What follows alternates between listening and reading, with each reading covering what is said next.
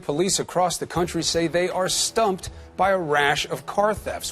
Thieves may have figured out a way to amplify the signal sent from your key fob to your car, unlocking it. A thief is able to unlock your car at will.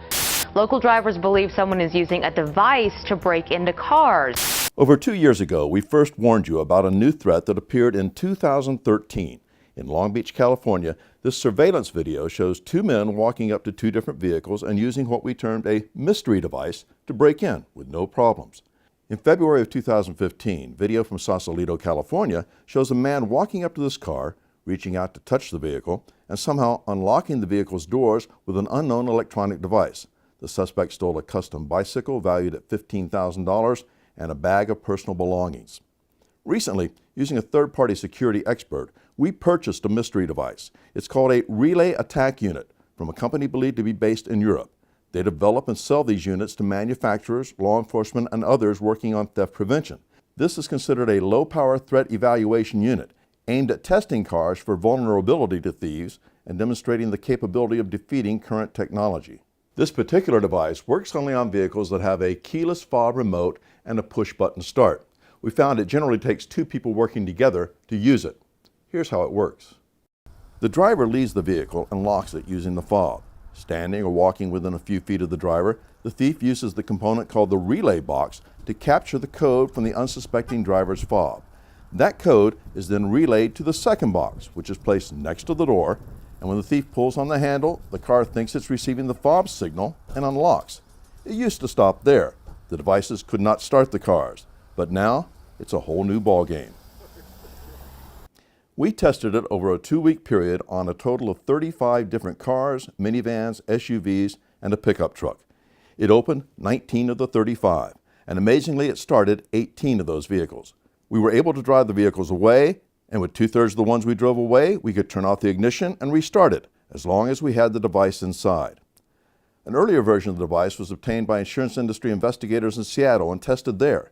It opened several vehicles, including this Cadillac, while NICB producer Brian Dreifelt was videotaping. We stressed that our testing was not scientific and it did not work on every make or model. In fact, 4 brand new 2017 Chevys did not open. We tested it at 5 different locations with assistance from new and used car dealers, an auto auction, NICB employees, and individual owners. CarMax, the nation's largest retailer of used cars, is an NICB member and a strong supporter of the fight against vehicle theft. They gave us access to one of their stores and its vehicles.